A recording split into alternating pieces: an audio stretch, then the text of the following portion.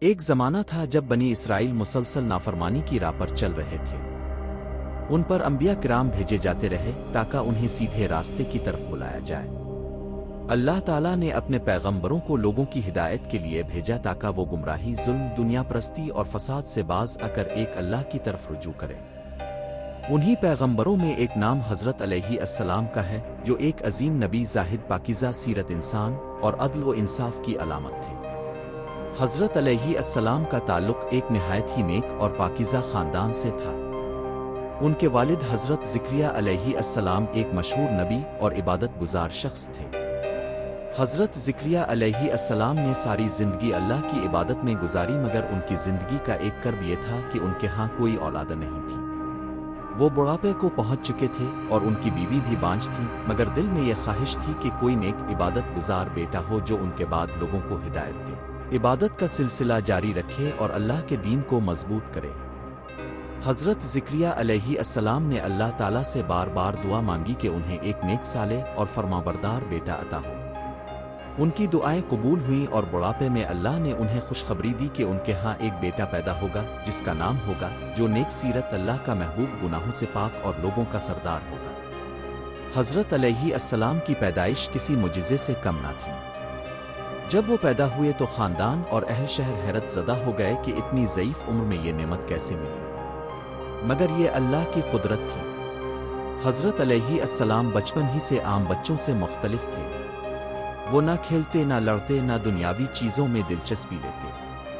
ان کا دل اللہ کی یاد میں مگن رہتا۔ وہ عبادت کرتے، روزے رکھتے، خاموش رہتے اور غور و فکر میں مشغول رہتے۔ ان کی طبیعت میں سکون، سنجیدگی اور عاجزی نمایاں تھی۔ بچپن ہی میں اللہ نے انہیں حکمت، علم اور فہم عطا کر دیا۔ وہ تورات کے عالم بن گئے۔ عام طور پر لوگ بڑی عمر میں علم حاصل کرتے ہیں، مگر حضرت علیہ السلام بچپن میں ہی علم و دانائی کے بلند مرتبے پر فائز ہو گئے۔ ان کی زندگی زہد، تقوی اور سچائی کی مثال تھی۔ وہ کھانے پینے میں سادہ تھے، لباس میں عاجز، گفتار میں نرم اور دل میں خوف خدا سے لبریز۔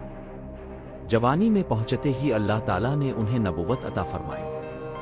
حضرت علیہ السلام نے بنی اسرائیل کو گناہوں سے توبہ کی دعوت دی۔ ان کا پیغام سادہ مگر دل کو جھنجھوڑ دینے والا تھا۔ توبہ کرو، اللہ کی طرف رجوع کرو، اپنی زندگی درست کرو۔ وہ لوگوں کو بتاتے کہ اللہ کی طرف سے حساب کا دن آئے گا، جس میں ہر شخص سے اس کے اعمال کا حساب لیا جائے گا۔ حضرت علیہ السلام بنی اسرائیل کو بار بار ان کی غلطیوں سے آگاہ کرتے رہے۔ وہ ان سے کہتے کہ اللہ کے احکامات پر عمل کرو، تورات کی تعلیمات کو مت بھولو، اپنی زندگیوں کو پاکیزہ بناؤ۔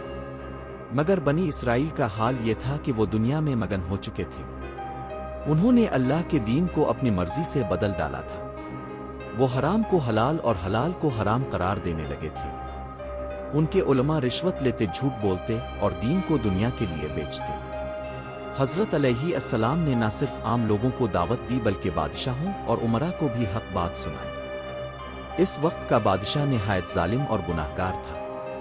وہ اپنے ہی بھائی کی بیوی پر دل ہار بیٹھا تھا اور اس سے نکاح کرنا چاہتا تھا، حالانکہ شریعت کے مطابق یہ رشتہ حرام تھا۔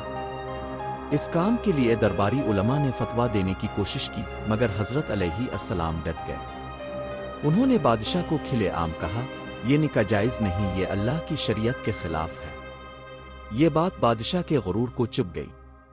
اس کی محبوبہ بھی یہ سن کر غصے سے بھر گئی۔ اس عورت نے حضرت علیہ السلام کے خلاف سازشیں شروع کر دیں۔ وہ جانتی تھی کہ جب تک حضرت زندہ ہیں اس کا مقصد پورا نہیں ہوگا۔ اس نے بادشاہ کو ورغلایا، اسے اپنی محبت کا جال میں پھنسایا اور کہا، اگر تم مجھ سے محبت کرتے ہو تو کو قتل کروا دو۔ بادشاہ جانتا تھا کہ حضرت علیہ السلام ایک نبی ہیں، لوگوں میں ان کا مقام بلند ہے اور اگر ان کا قتل ہوا تو بغاوت ہو سکتی ہے۔ مگر عورت کی چالاکیوں، اپنی خواہشات اور اقتدار کی ہوس میں آ کر وہ اس سازش کا شکار ہو گیا۔ اس نے حضرت علیہ السلام کو گرفتار کرنے کا حکم دیا۔ حضرت علیہ السلام کو دربار میں بلایا گیا، جہاں ان سے کہا گیا کہ وہ اس نکاح کو جائز قرار دیں، مگر نبی کی زبان صرف حق بولتی ہے۔ انہوں نے انکار کیا، فرمایا کہ جو بات شریعت کے خلاف ہو وہ کسی صورت جائز نہیں ہو سکتی۔ اس پر بادشاہ نے غضب میں آ کر حضرت کو قید میں ڈال دیا۔ ایک رات بادشاہ نے دربار میں جشن منایا۔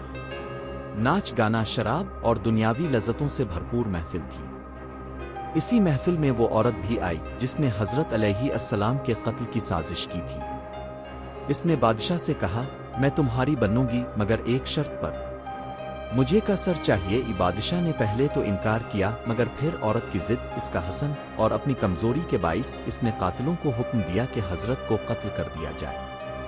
हजरत अलैहिस्सलाम को कैद खाने में ही शहीद कर दिया गया। उनका सर मुबारक एक तश्त में रखकर इस औरत के सामने पेश किया गया। ये मंजर जुल्म की इंतहा था।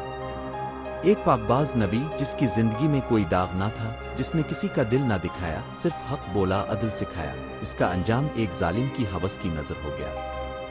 हजरत अलैहिस्सलाम की शहादत पर जमीन थरथर्रा उठी, आसमान पर अफसोस छा गया और अहल ईमान के दिल रो दिए।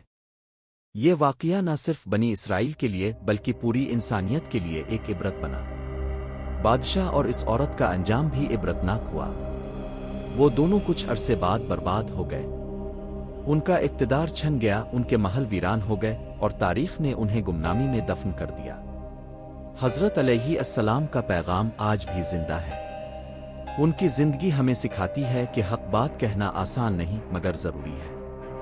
अगरचे इस राह में मुश्किलात, मुखालफत और खतरात होते हैं, मगर एक नबी अल्लाह का सच्चा बंदा उन सब से नहीं डरता।